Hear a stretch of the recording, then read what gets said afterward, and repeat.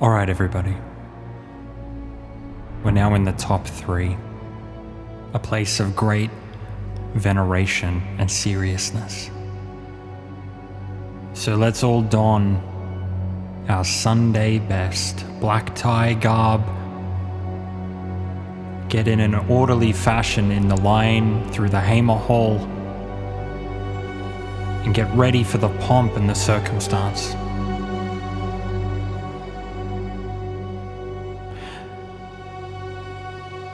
The top 3 of my favorite Pixar films may not be perfect films.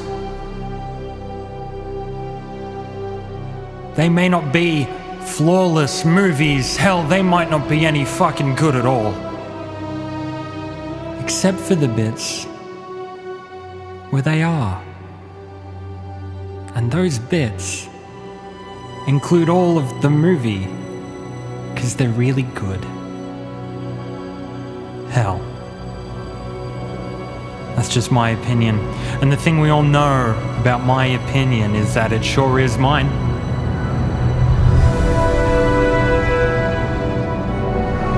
Now that I've confused every single one of you, let's get into my third favorite Pixar film, the 2004 superhero spectacular, The Incredibles. Now, some say The Incredibles is pretty good, that it's entertaining, fun for the whole family, but I might even say it's incredible! I am the first person to think that I'm the best. Yes! Yes! I'm so original! Put another one up on the board for Micah thinking of new things to say! Flowing through all of The Incredibles is its core of presenting a symbiotic unity between the fantastic and the mundane. As if to subvert the expectation of a superhero explosive start, we begin on this note right away, with superheroes Mr. Incredible, Elastigirl, and Frozone being interviewed about their daily lives and fumbling to get microphones on their supersuits. Mr. Incredible talks about maybe wanting to start a family someday. Elastigirl loves what she does and doesn't ever want to stop. We cut to a warm, golden-toned age of comic book homage, where Mr. Incredible, Bob Parr, saves the day as if he leapt from the pages of Suave onto the streets of Charismatic, having a flirtatious bout with Elastigirl, reprimanding a child superfan named Buddy who gets in the way of several escapes, and then marries Helen Parr, Elastigirl's secret identity. They are high on life. However, a newsreel of the next 15 years exposes the financial losses that superhero action and litigation costs the government, eventually landing on a superhero relocation program, where supers are made illegal basically and allowed to integrate into the everyday in exchange for amnesty for said damages that they've caused. 15 years later, Bob Parr is completely dissatisfied with his life working in insurance. Helen has made the adjustment to motherhood and married life quite well, however. They have 3 kids: Violet, a self-conscious and defensive teenage girl who can appropriately disappear and create force fields; Dash, a super speedy, troublemaking, energetic boy who wants more than anything to be able to use his powers; and Jack, a baby who doesn't have any powers yet, unlimited potential. They are living their daily lives somewhat dysfunctional. Bob is currently stuck in his life, discontent with where he's at. Longing for the glory days has gotten him into trouble before, putting his family on the line because he's too focused on the past. Fired from his job, straining his marriage, and distracted in his home life, his late-night hero activity gets him noticed by a mysterious weapons research company who recruit him to take down a device of theirs which has gotten loose in an island jungle. He takes down the machine, something called an Omni-Droid, and starts feeling like his old self again. High on life once more, now able to be himself again while deceiving his family, he starts getting into shape and enjoying life. He has a new suit designed by designer Edna Mode. Called in by the research company again, he's ambushed this time by an improved version of the device, which has actually been developed by a grown-up Buddy, now known as Syndrome, a billionaire weapons manufacturer. He set his sights on improving his inventions, testing them on superheroes before he can let this droid loose on the world and emerge as the only one able to defeat it. Mr. Incredible escapes and uncovers the skeleton of an old super friend named Gazerbeam, who had somehow discovered the password to Syndrome's secure computer system and lasered it into this cave wall. Now believed dead, Mr. Incredible can snoop around Syndrome's base and discovers the main computer, which unveils the extent of Syndrome's plan and why Gazerbeam was there. Syndrome has been preying on super after super, many of whom were Mr. Incredible's friends or colleagues, each falling victim to this scheme to slowly improve the droid, with Mr. Incredible being the final test. Elastigirl has caught on that something isn't right with Bob, and appearing to suspect him of infidelity, goes to see Edna Mode after noticing a repair job done on Bob's old supersuit. Edna reveals that she's designed suits for the whole family now, including tracking devices. When Helen activates one to find out where Bob is, she locates him on the island but unwittingly exposes him to Syndrome's security, and he is caught. Helen plans to find Bob, with both Dash and Violet starting to ask questions. She flies a jet to the island and discovers that the kids have snuck on board before Syndrome launches missiles to destroy the plane. The plane goes down, Helen and the kids are safe, but Mr. Incredible believes that they've been killed. He threatens Syndrome's assistant Mirage, with whom Bob's been dealing this whole time, but doesn't follow through. Helen and the kids get to the island and Helen gives her kids a warning. This place is dangerous, and if they get in trouble, it will likely be lethal danger and they should use their powers. She breaks into the facility to find Bob herself and does so, but not before the Omnidroid has been launched to attack a city and the kids have been discovered, raising the alarm on the island. Mirage has a change of heart and frees Bob. Helen and he reunite and set off to find their kids. Violet uses her invisibility to evade armed guards, and Dash goes running, discovering more and more of his abilities through a chase sequence. They meet up again and the whole family starts kicking butt before Syndrome shows up and takes everybody prisoner. He sets off to do his sham superhero charade.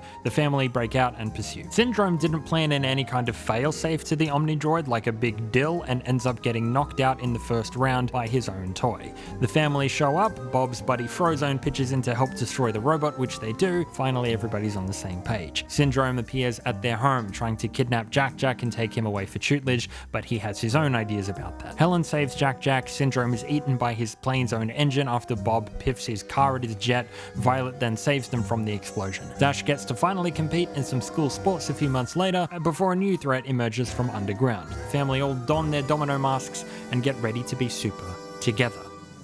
In creating a film which channels every choice through an intelligent contrast of something unbelievable and something very ordinary, with this movie, Pixar made not only one of the most enduring films from the studio, but also one of their most prescient and evergreen. A lot of Pixar work is a remix on established genres of film, with The Incredibles is a lot of them at once. At least on the surface, it's their superhero flick. What makes it work? Well, The Incredibles is observably very strongly tied to the core of what makes a superhero fantasy work from the outset, and that's humanity. I might even argue that it presents a more sophisticated understanding of what makes a superhero story relatable at the ground level than an awful lot in the field since. Peter Parker is a regular kid balancing his day-to-day responsibilities with his powers. Bruce Wayne is a normal guy who works real hard, you know? Steve Rogers was a normal dude with conviction who is entrusted with power because of his heart. All the fancy flash we put onto superhero stories after the fact, no matter where they go, at the core of things are these characters who present something of a normal person doing fabulous things. It's about that escapism and that self-projection. It's that way to appeal to a certain demographic, showing that even the most gifted are not above the most universal problems. The Incredibles has lasted for many reasons, and we shouldn't discount how important its on-the-face genre is to that. Superhero movies have remained relevant, and that means The Incredibles still feels quite contemporary and modern, and it has a lot of company that it can be compared with. But rather than it being an adaptation of a pre-existing hero, it's born of the same place, the original place that the most enduring superhero stories are. And by channeling that idea through multiple different storytelling lenses over its runtime, it gives itself a James Cameron level of audience adaptability. Looking at the central fantastic/mundane setup through a kaleidoscope of genre, with a cast this good bringing such great characters to life, it's pretty hard to resist. It is a multi-armed titan juggling several different very busy genres like action, adventure, espionage, marital drama, childhood angst and emotion, and midlife crisis storytelling, becoming a true 4-quadrant film that isn't only suitable for, but appeals to all ages, and it stayed in the cultural zeitgeist because superhero movies have endured. Each fixture of the family hits that same core. A relatable family person doing fantastic things while struggling at school or with themselves or with their marriage or their day job. There's truly so many superhero movies out there that there are genres within the genre at this point, whether you like the grounded stuff, the sci-fi stuff, the hyper-violent stuff. So there's an affinity for particular types of superhero fare. But for my money, this connection between the fantastic and the mundane is what makes them worth connecting with. I love superhero movies, of course, for all sorts of reasons, but stories like The Incredibles, like the first season of Jessica Jones, Ang Lee's Hulk, and a handful of others have a stomach for narrative that really hits me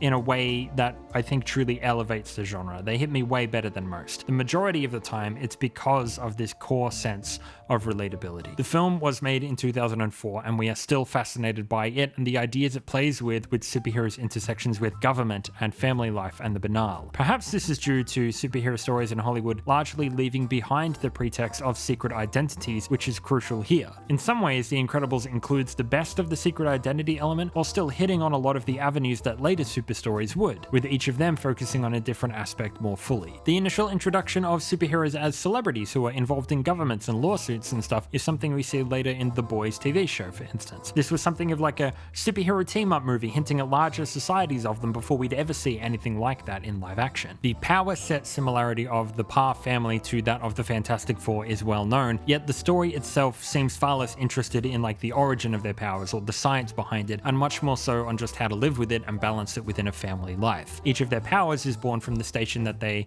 feel they need to fill within the family itself, so it doesn't feel like a ripoff, it feels very justified within this particular story. In a lot of ways, the presence of powers isn't necessarily important to the feeling of the film, it's a stand-in for the way characters explore themselves in like their true selves, the bits they have to hide from society, but perhaps I'm getting a bit ahead of myself. This movie was huge. Right after Finding Nemo, man, this was enormous. Incredibles took what we thought was the peak of the mountain and blew the roof off of it. I remember the friggin' video game, bro. That healing cheat code felt basically essential, probably because I sucked. The level at the end was impossible for me at the time. The DVD had an unreal amount of special features. I seem to remember it had like full profiles on a bunch of the older superheroes speaking about their powers and history, and you could hear them talk. How could I ever appreciate this film fully without knowing that Gazerbeam was a notoriously unfunny guy? The Incredibles captured the public's attention and admiration, I think, in a way that hasn't ever really stopped. Syndrome is still regularly cited as their most iconic villain. No capes is part of everyday nomenclature. Over the past few weeks, I've been seeing memes of this Syndrome walk on my Instagram page just every day. People quote this film with the same inflections and pitch raises as the original actors all the time. All the little cogs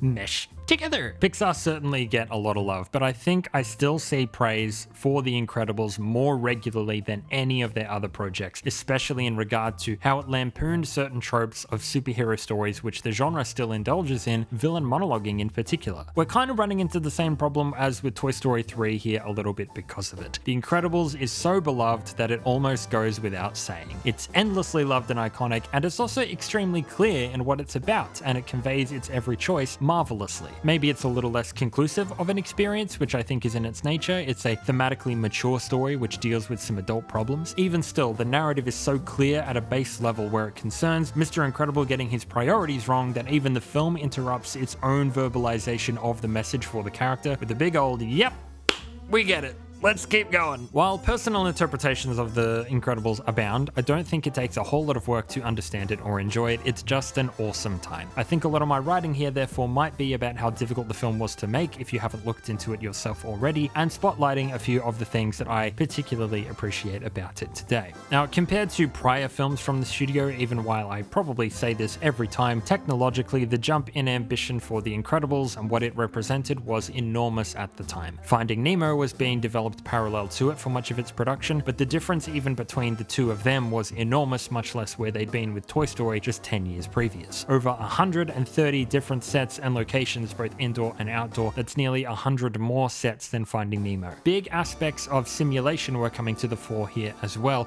not least of which was clothing. Think about it, barely any main characters in previous Pixar films had clothes, much less wardrobe changes, which would be frequent here also. There's also hair, some of which was crucial to character in multiple different environmental circumstances. Fur had been almost impossible for Monsters Inc., but Incredibles would need to simulate hair that was dry, wet, windy, matted, drying in a Dragon Ball configuration, or flattened on a curve within a tunnel and stuff. You know, easy things like that. Action set pieces involving multiple superpowered characters with individual FX requirements like ice, fire, water, explosions, and force fields. A much larger scale of city than they'd attempted to make before as well, and a jungle which would need to stage multiple different action scenes at different speeds for various characters. This is, of course, before we even mention that this was the first time that humans would be the main characters of a Pixar production. That's not just the main cast, that's every background character and all their required clothing, hair, and animation as well. The Incredibles writer and director Brad Bird, while having learned and studied at California Institute of of the arts school with Pixar veterans, was fresh off the box office failure of The Wonderful The Iron Giant, which he produced with Warner Brothers Animation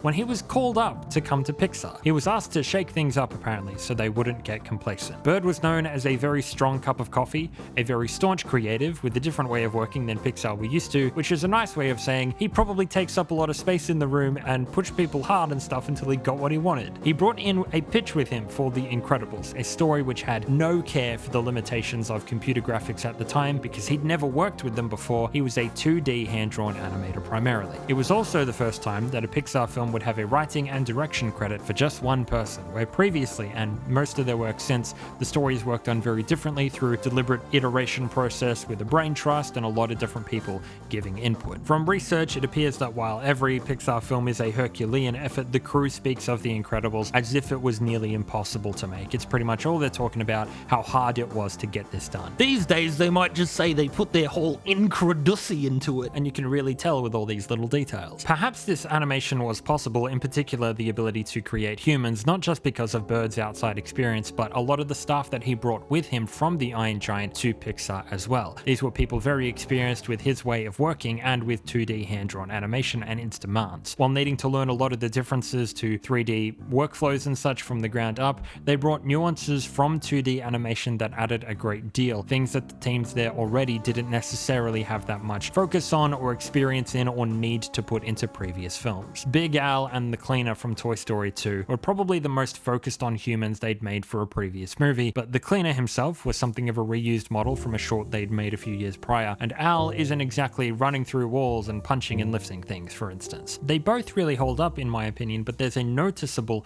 lack of emphasis on humans in a lot of their prior movies, including Toy Story 2, due to a complete lack of consistency in the quality of the human models. Al is emphasized so you can do these crazy close-ups on him because so much time was spent on him, but we don't really get a good look at Andy's mum basically for another 10 years. The Incredibles is noticeably more stylized than someone like Al. We're not really getting body hair and paws and hair follicles, so the film needed a coherency and consistency for its humans within a somewhat unphotoreal style that still felt believable. Weight and physics have a lot to do with that. Things we take for granted today, such as the moment where Bob lifts this giant ornate head thing and he looks really strong, but the thing also looks really heavy. You can see his muscles bulging out, he's like puffing himself up and his breathing. It's unlike any kind of animation Pixar had ever done for humans before. Things like looking back at how Disney originally conveyed weight and physics in older productions like in The Jungle Book was their reference for that, which was the 2D experience that Bird and his team came in with. This kind of thinking, by the way, was a style pioneered by folks like the 12 Old Men,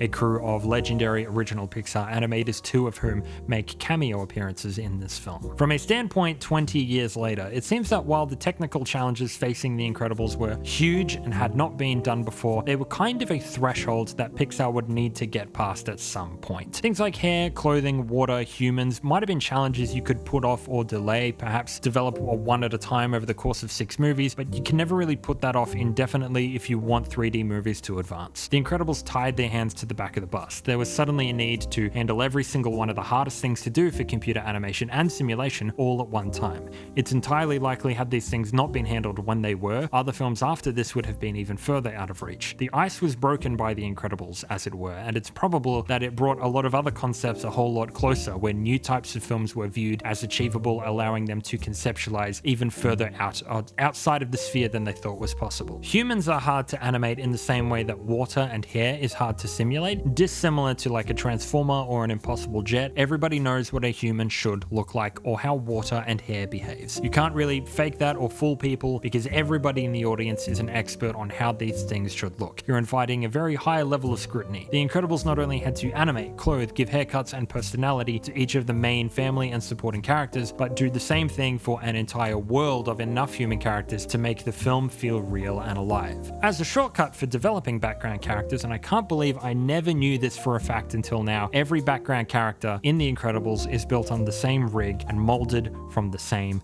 assets. That's right, every single background character, people in the stands, in the schools, on the streets, other superheroes are all different versions of the same one generic looking character that Pixar came to name Universal Man. Everybody but the main cast is molded from the same clay, although I believe Bon Voyage is built from Frozone. The results are preposterous. While I may feel certain scenes of the movie have flatter lighting than others or something, there's no question this film looks absolutely incredible, not only for the time, but still. The particular element of background characters I feel as if I knew deep down in my bones somewhere already, but I think what distracted it from me was actually the teeth. It's subtle, but a good pair of chompers can really sell a face to feel more genuine. There are so many small details and choices on so many fronts here like that just make the right amount of difference. In terms of camera work, this was pre-lens simulation for animated features. You weren't shooting the action with the same look that you might get through a Leica Nodalux M 50mm f/0.95 ASPH lens, the world's highest speed aspherical lens for instance, which produces portraits and detailed studies of unequaled aesthetic effect, exceeding the perception of even the human eye. You would, of course, never want to pair that kind of state-of-the-art optic and mechanical technology with anything less than the likes of an ARRI Alexa LF. ARRI's new large format camera system consisting of the Alexa LF camera, LPL lens mount, and PL to LPL adapter, featuring a sensor slightly larger than full frame. The Alexa LF camera records native 4.5K with ARRI's best overall image quality. Now, if the 2004 animated feature The Incredibles had been shot on one of these puppies, it would have allowed the filmmakers to explore the immersive large format aesthetic while retaining the sensor's natural colorimetry, pleasing skin tones, and stunning capability for HDR workflows. Versatile recording formats including efficient ProRes and uncompressed, unencrypted ARRI RAW up to 150 frames per second. It would have looked like Frozone was skating right at you with stunning image quality. This thing will set you back a cool 80 grand and was used to shoot films you love like Millie Bobby Brown's Enola Holmes and Kingdom of the Planet of the Apes. Yeah, you're not getting any of that here, but there's still some fun computer tricks and a lot of imagination used, and it's pretty cool. For instance, there's still a very clever use of field of view and background compression to create atmosphere and enhance the action. Inside Ensure Care, the shooting is often rock solid and from a camera that's moved quite far back, but is quite zoomed in, which gives an illusion that things in the background are closer to the foreground in the same way that lens compression behaves when shot on a really long lens. This is done so that the world looks flat, matched with the desaturation on the colors as well. When Bob sees the man in the alley and goes to help him in Ensure Care, we suddenly get wider and closer, giving us just a hint of that environmental depth and freedom again. When Mirage contacts him later on, the editing is busier and more frantic to signify his fragmentation. When there's stealth happening, the shots are often very smooth and graceful, a little longer than you think they will be, making you wait for the impact. The Incredibles overall, I think, is a film that understands making you wait. The busted shell of the monorail vehicle arrives at the feet of the guards, who look around for a second, then you slowly see the remaining husk of it eclipse the moon before it slams down. It's a bit of a tease like that. The quality of the filmmaking in this movie stands up in every instance. The use of color is super intelligent as well, particularly aiding the mood across characters in the film's first half. We get the Glory Days section, which is so bold and the contrast is dialed really high. It's very saturated before a real dip into colder, desaturated hues for an extended period of time. We never really go back to how the Glory Days felt, but when Bob is sitting in his office, we are visually reminded of what those first scenes felt like when a warm tone is present. Elastigirl kind of continues in this colder feeling for ages, even while Bob is basking in the orange glow of a lava wall over dinner. Helen's sadness and suspicions leave her in this cold, exposed state before she's allowed to share with the rest of her family in a warmer tone. Small visual touches like in just how a couple of shots to really sell the climbing tension and danger of the jet scene. The blue sky goes from visible to completely hidden behind clouds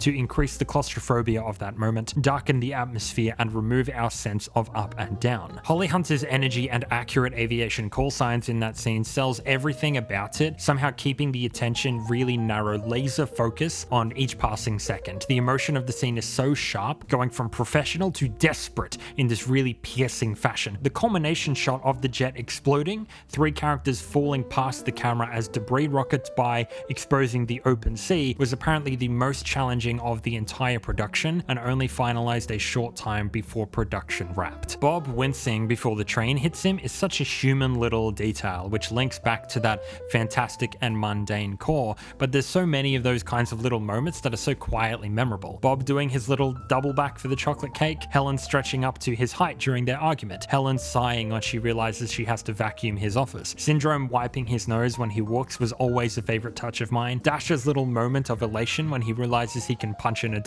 and get away with it, or giggling to himself as he runs on the water, orderlies passing by Bob and Dicker before they reach the elevator, the Syndrome guard's face as he follows the champagne cork around the van, the legendary line deliveries when Syndrome arrives to stop the family on the island. Oh, and got busy! It's a whole family of supers! Looks like I've hit the jackpot! Oh, this is just too good! These aren't show-stopping set pieces, but you probably remember every single one of them. These are moments that people had to think of and spent time creating to make them look incidental, improvised, and human. They each come across and come together to create this larger world. And the stuff doesn't have to be subtle, like think about it, on paper, there's no real reason why the cop in the jewelry store needs to be sweating bullets in order for this scene to serve a function. You can have Frozone and Bob escape in any number of ways, but having the cop be shaking in his boots elevates the entire scene. Maybe it's his first day, you start thinking about his life outside of here. His jitteriness while holding a gun immediately makes the entire situation 1,000 times more tense. I've accepted the scene from the second I saw it, never questioning it, but to highlight it for a second, it's such a brilliant way to move the scene from perfunctory into human, and it's the kind of in-your-face choice about that that's all over this movie. Although, as to why the rest of the cops when they enter the room simply yell, "Police officers!" like a gaggle of Pokemon saying their own name, I don't know why they do that. Do I look like I know why they do that?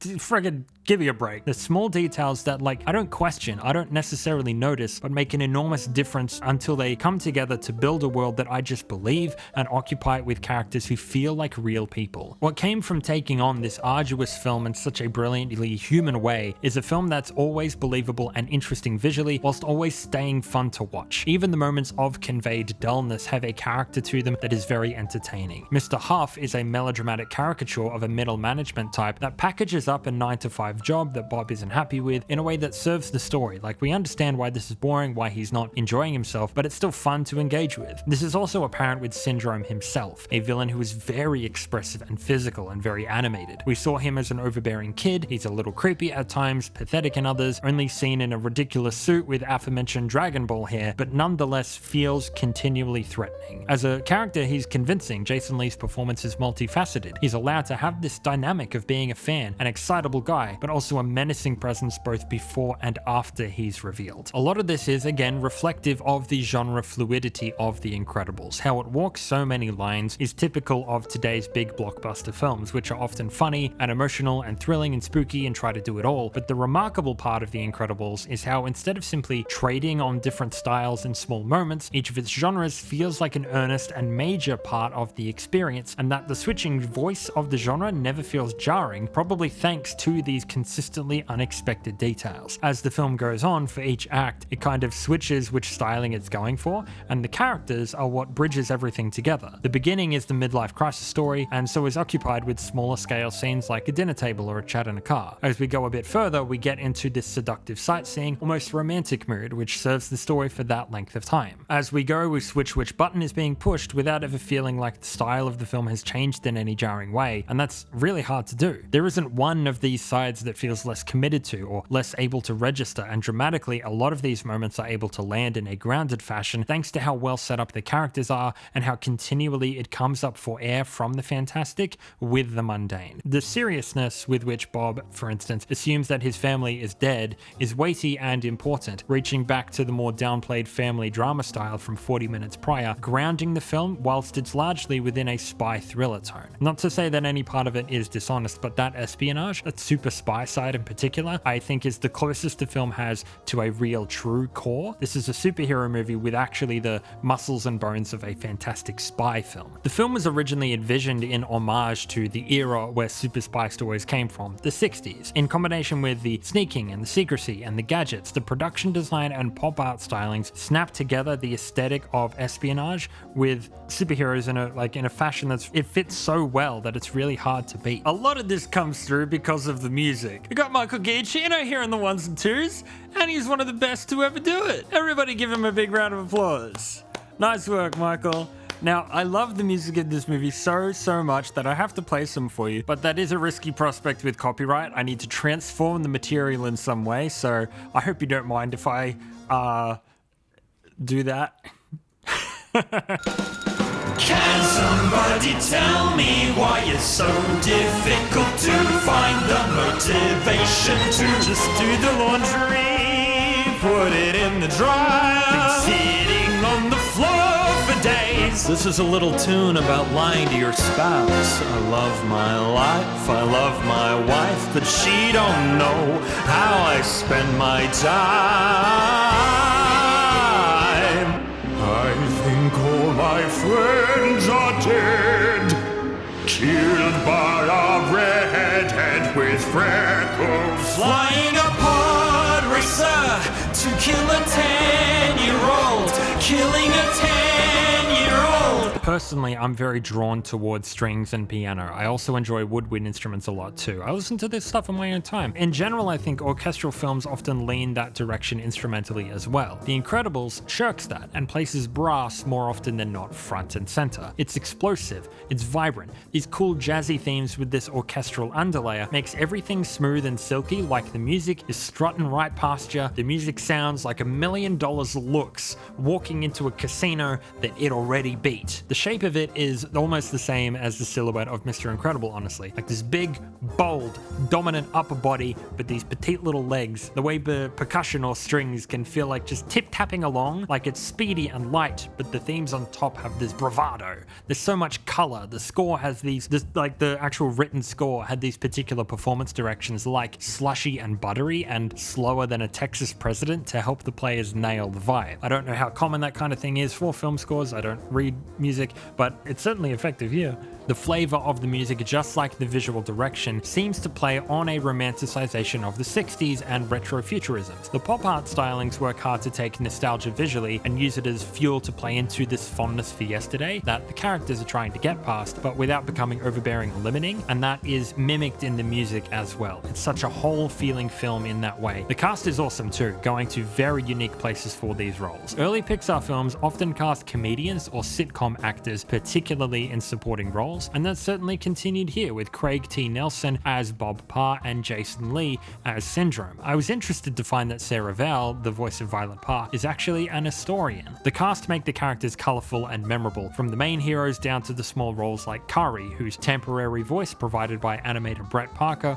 was so loved in the studio that it was just kept. This obviously, the same thing happened with the Japanese-German accented Edna Mode, played by Brad Bird himself when no actual actor came to mind to play the role. Extended moments like Bob facing the other way as he lies to Helen about the conference gives the actors moments to shine and the animators time to really sell these unique, grounded scenes in convincing and human ways. Each scene is special and has something in it that's worth singling out and praising. It's such a rich and memorable experience in this way. In terms of the story itself, superheroes are obviously very treaded territory even back then. It's a difficult space to break through with many new ideas. However, the government actually having power over superheroes and seeing supers as real people with real lives who are exceptionally mortal, I feel is a very strong component here. The havoc that Syndrome wreaks on the old guard of popular supers is multifold in how it benefits the world and story. It implies an extended larger world through the amount of superheroes out there. We can't really see how big the world is, but it reiterates the vulnerability of those people and their weakness to being manipulated, which also increases the danger implied within the action sequences. I remember the warning that Elastigirl gives Dash and Violet about the mortal danger they're facing, about the difference between Saturday morning cartoons and people who will actually kill you, left an impression on me as a kid. But that scene does not stand alone in building a world that feels dangerous and places the heroes in genuine jeopardy. Bob finding out just how many of his former superhero colleagues have been killed, his panic and shock rising through that sequence is similar. It's not a graphic film, but there's a tooth to the theme here that lifts everything else. While most of the supers at his wedding actually died from cape usage, doubtlessly a shortcut to simply reuse some models they built for one-off jokes later in the film, it's still a very neat detail to imply that people he knew, like Gazer Beams, that were friends of his, have since died. It helps these individual moments, but also the fiction of the entire movie sit in a more believable, dangerous feeling place. Again, keeping the superheroes hidden and implying this larger world of the Incredibles I think is also really essential to it. Incredibles 3 has been announced, and the story is going to need to pick up from this place of supers being legal again if it is taking place after the events of Incredibles 2. So we're going to see the world in a far busier state with a lot more powers and heroes, and I think that's an even more difficult corner to write yourself out of if you're trying to make a unique movie today. The original, though, is able to have its cake of a larger world of superheroes, but by keeping it hidden and as a direct result of elements of the story that are being centrally played with. The individual characters' different relationships to being super, they're all very different from one another. I think that's also really important and feels like a nuanced thing that lifts the entire movie. If we take a look at what Bob is actually missing from superhero stuff, well, he seems to enjoy the celebrity of it, reaps the benefits monetarily as an aside. He says it's to protect people. Really, it just feels like he doesn't have a method or a place to be his real self or pursue the things he really wants to. He's not good at anything in his life, and he was good at a superhero, so he wants to go back to that. This feeling is shared by his son, but not really by his wife or daughter, which is a fairly sharp little comment on femininity and patriarchy in some senses too. Mr. Incredible's mantra of "I work alone," which we can understand to come from some sense of masculine sense of duty, is ultimately what gets in the way here, because much like many men of his generation, he isn't able to communicate his emotions honestly even to the people in his life. He is, as Edna says, unstable and prone to weakness. Bob's addiction basically is that he feels a need to be strong. That's the thing he keeps chasing, somewhere where he can be strong. He feels he isn't able to do that in his family life, and his job leaves that part of him feeling unfulfilled. His family isn't calling for his strength though, they're calling for his tenderness and his attention, the opposite of what he feels he's good at, so he goes seeking somewhere else to be strong instead. Knowing that the story was originally born from Brad Bird's career ambitions and wondering if the only way he could realize them was potentially at the cost of his family life is illuminating in this regard. Bob feels he has to pursue things he wants by himself, because to ask for help would be admitting the last thing he wants to,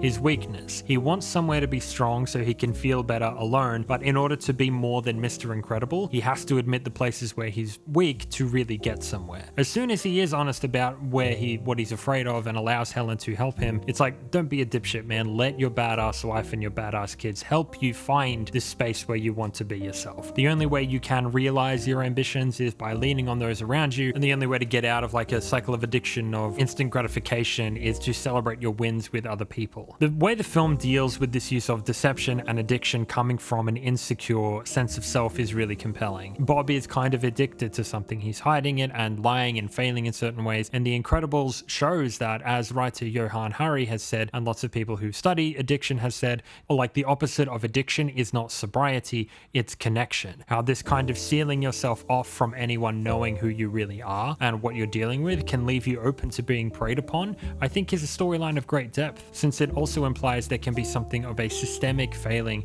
to supply help to those who are in this situation and need it. Highlighting the kind of systemic part of the theme I don't think is reaching. The film positions Bob within an insurance company who deliberately try not to honor the policies that they've handed to people, to make sure to hold off on giving people the assistance that they need. This is something the film wants you to be thinking about. The governments are more than happy to hide away superheroes, but don't equip them with mental health tools or ways to lead fulfilling lives after the fact, given their unique situations. This struggle to find a place to deal with what they have to do now that like society doesn't want them anymore. Frozone mentioning that Bob is really the only person he sees from the old days means like it's implied that Bob hasn't spoken to any of his other super friends in 15 years. Since they all had to remain secretive not just to the world but also to each other, superheroes weren't able to share their struggles with like-minded people, effectively asking them to fight very unique individual emotional battles by themselves. Bob has Helen, a situation that might have been somewhat rare, and so he has a support network of people that he can share the same struggle with together that he's kind of ignoring.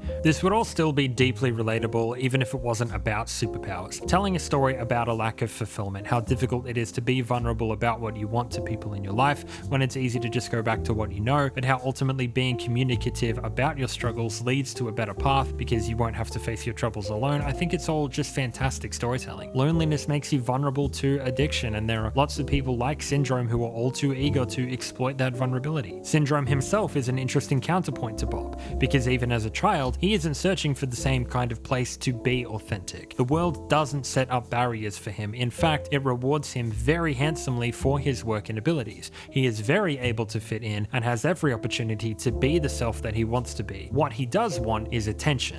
What he craves is adoration and praise. Even from the beginning, he isn't trying to help Mr. Incredible do anything. Mr. Incredible sorts it all by himself. Buddy wants to emulate him for the optics, and his entire plan as an adult is to create a charade to bask in a hollow version of the attention he feels he never received. While it's not possible to say all these heroes, or even Bob himself, were altruistic and pure-hearted in their motivations, there is definitely complexity there. Syndrome doesn't seem to value life and his own opportunities as he should. He was able to provide Bob, and presumably a lot of other supers, the release and feeling that they craved, and has the resources to provide visibility to their problems, but I guess he just wanted people to think that he was cool. I know that introducing Syndrome as Buddy early in the story, while I'm on him as a topic, explaining his origin is meant to make Syndrome a little sympathetic. Like, we understand why he would be disappointed in his hero treating him a little rashly and carelessly. I certainly understood it at the time, but these days, I think of any choice The Incredibles makes, I think this one has aged the worst,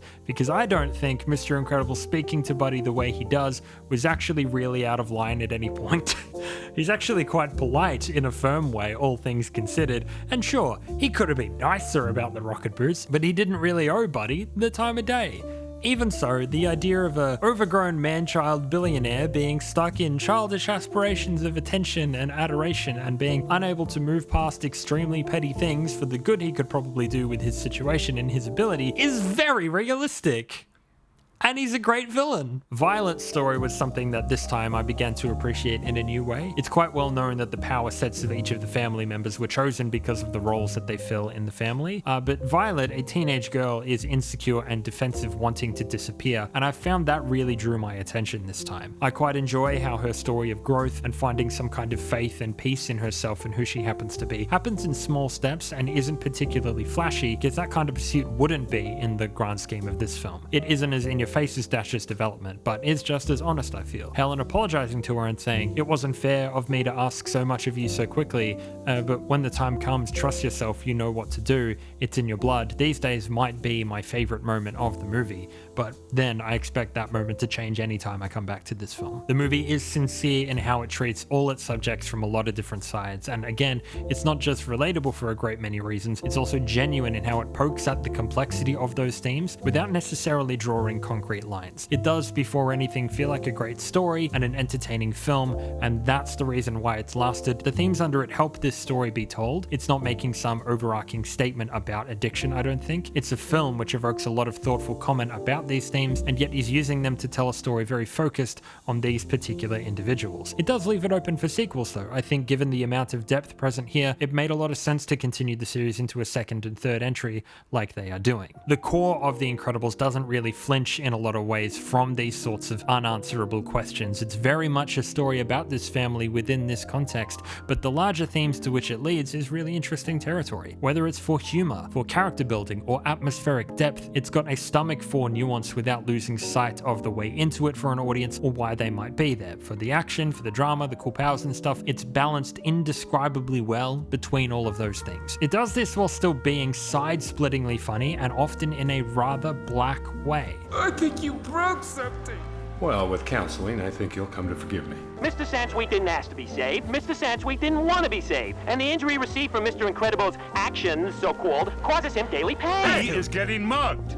Well, let's hope we don't cover it. His cape snagged on a missile pin. Thunderhead was not the brightest bulb. Stratogale, cape caught in a jet turbine. Metaman, express elevator. Dynaguy, snag on takeoff. Splashdown, sucked into a vortex. No capes. The string of black humor at its core is part of the soul. Dramatic irony, grim wordplay that colors in the lines and gives an undercurrent of maturity that penetrates and lifts its every moment. The action is improved because it feels like the characters are in real danger that the film is again continually acknowledging, and watching it feels fast, clear, entertaining, but is paced out really well. The action is very varied, giving every member of the family equal moments to shine before they come together for their final showdown. Smaller individual scenes like Bob hunting for the Omnidroid take the opportunity to convey his being out of shape for following scenes, but also helps the action feel more surprising and sudden when it arrives. Moments like Elastigirl's being caught in several locked doors at once does a great job balancing tension with humor. But it's not just isolated scenes, the film builds the intensity and scale of the action across the runtime very well. If the Omnidroid fight is the 10 on the scale, the way it turns up the heat for the preceding 40 minutes is masterfully done. There's the plane crash, Elastigirl's infiltration, then the rocket launch, Dash and Violet are caught, the 100-mile dash and Violet's hide and seek, the team up for the big family bash, and then they're caught. The entire island section is a beautifully kinetic escalation of character-driven action. It all feels exciting, varied, fun, and true to character. Never feels overwhelming, it builds on itself in this really enjoyable way that glides between moments and styles of tension as the day breaks and the time passes from night into morning. The way the action scenes are continually peppered with the mundane or with the family dynamic is so snappy and really grounds every scene in character. Whether it's Bob cracking his back, Elastigirl and him bickering as they run through the jungle, Dash acts like discovering more and more of his abilities as he runs. This is the first time he's done anything like this, and you can see his elations, his miscalculations and fear. He performs this. Violet's hesitance, no matter what it is, the action is continually informed by who we know these people are and their individual distinct way of fighting or behaving within tense situations. When they fly off the rocket in the truck and start arguing about which exit to take, man, just proper genius shit. Another one of Pixar's best jokes in my opinion, and a hysterical way to ground the story back in character after its most ridiculous moment, which is flying a truck on a rocket at all. For me as a kid, I remember The Incredibles being so much fun to watch, but I also felt like I was being let in on a more adult world with a lot of its story, and as an adult, I still find it very entertaining, but for very different reasons. I love the talking scenes, the drama, the grounded nature of it as much, if not more, than the action these days. How the film has grown up with me and how people of my generation who are now showing it to their kids is very significant, I think, to its ongoing legacy. A real 4-quadrant movie, which is said to appeal to anybody of any age, means you get them when they're young, and they'll still love it when they're old, but for different reasons, and now we're passing it down. How it seems to mean different things as I've grown. I remember the first time I watched it, now being able to see the implied specter of infidelity and how that came into things. Like, I'd missed that when I was a kid, I'd seen the film dozens of times, and then suddenly one time, Violet's line about their marriage made sense. Oh, I get it now.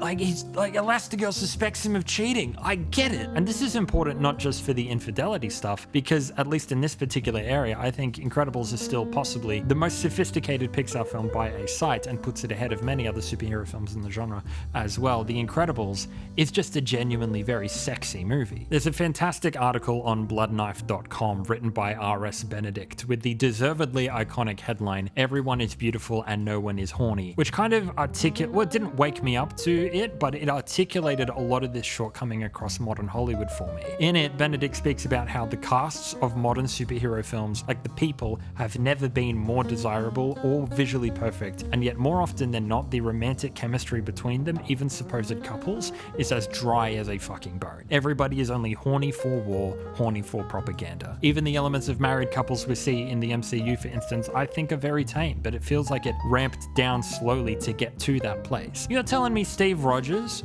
looked like that in Infinity War and never checked himself out in a mirror? Nobody is vain. Nobody looks this incredible to attract people. Henry Cavill and Amy Adams and whatever mess the Superman films became, nothing's happening. Nolan wouldn't know what sexual tension was if it looked as good as Marion Cotillard did in The Dark Knight Rises and then kicked him in the dick. The man is fucking hopeless. There is more tension and attraction in one glance of an original Pirates of the Caribbean film than his entire filmography, and he had a movie with both Cillian Murphy and Florence Florence Pugh in it. Very few people have ever looked better on a screen in the history of movies than Hugh Jackman did in Days of Future Past, or Lupita Nyong'o did in either Black Panther movie, but still, maybe because we've all forgotten what it's like to actually see flirty chemistry in these movies, watching superhero films with these physically perfect people have almost nothing going on, we're getting desperate. This weirdly sexless universe is missing out on something I think audiences are starting to realize they're actually starved for currently. I get why people love watching reality TV so much these days, because this essential spice is absolutely missing from things that are scripted. Julia Roberts and Hugh Grant movies are a forgotten art. I asked my mum about this and some friends who are into romance novels or rom-coms more than me, and they let me know there's as much an element of escapism to this as any other story. It's formulaic, but safe. You see some characters have chemistry, and even if you know where it's going to go, you enjoy it when you're in the mood to not be challenged. To me, that seems pretty in line with everything else about superhero cinema, so I don't know why it's so hard to just have a romance that feels real in any of these movies. What does this have to do with The Incredibles? Well, watching The Incredibles after a steady diet of Marvel and DC weaning me off anybody expressing attraction to anyone in a way that feels engaging is just about the sexiest, most fist-biting, chemistry-laden, sophisticated thing I was likely to find this side of Outlander or Sarah J. Maas. It's surprising how upfront the film is with like, yeah, this married couple of two of the world's most physically gifted superheroes obviously get down. Just like how it doesn't pull punches with its thematics, its undercurrent, it doesn't shy away from this thing either.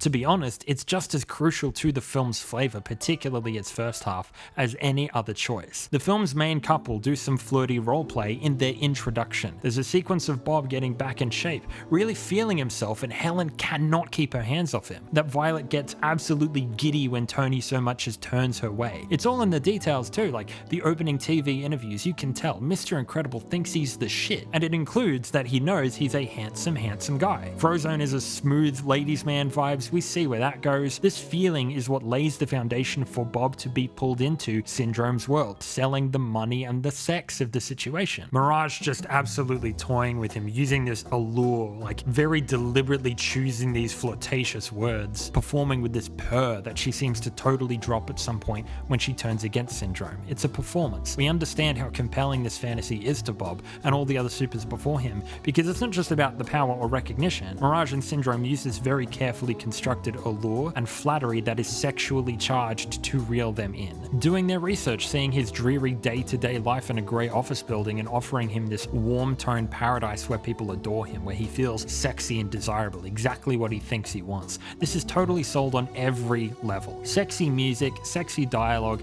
great interpersonal chemistry, great animation and character designs that play into this angle. The moment where Helen, like Bob did earlier, sees herself in a mirror and is a little critical of her waist compared to her older costume. One shot that's always fascinated me in this vein is the parting of the waterfall over the monorail. That The Incredibles is so laden with this tension so completely that a waterfall can be designed to evoke a parting blouse with barely any extra work is a ridiculous level of sophistication in an area that simply wasn't attempted by Pixar again, a realm of romance and attraction and chemistry, until Elemental nearly 20 years later. Elemental was the film, by the way, which kind of woke me up to how barren the landscape of chick flick date night movies had been for me for years. It felt like a genuine stab at a totally forgotten genre, and it shocked me how earnest it was. Incredibles has the married couple grabbing each other's butts in the hallway, flirting around the house doing chores, just enjoying each other. Need more of this. Even in films from Disney with married couples who have children, there's a remarkable sexlessness to the entire company's output recently, and The Incredibles shows it can be done in a very tasteful way that enhances the story and the characters to a fundamental degree.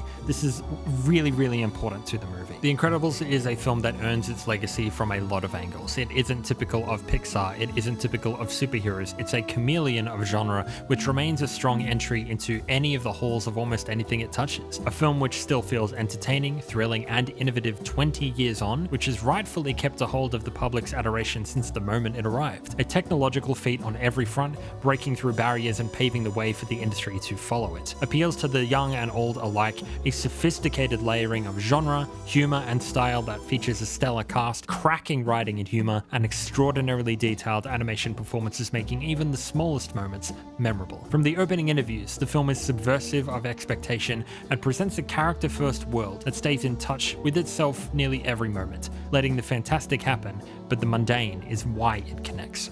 It might seem obvious, it might seem like the baseline, but as the years have gone by and The Incredibles has kept its luster, it gets harder and harder to ignore how truly ahead of its time it was and even still might be. Perhaps we'll call this its own top 3 Micah Edmonds Award of High Distinction, that I bestow upon this movie the thought that of any Pixar film, more than anything else they've made, and that includes my picks for 1 and 2, I expect The Incredibles to probably last the longest. If people are still talking about this movie and appreciating it when I'm in my 80s, I would not be surprised in the least.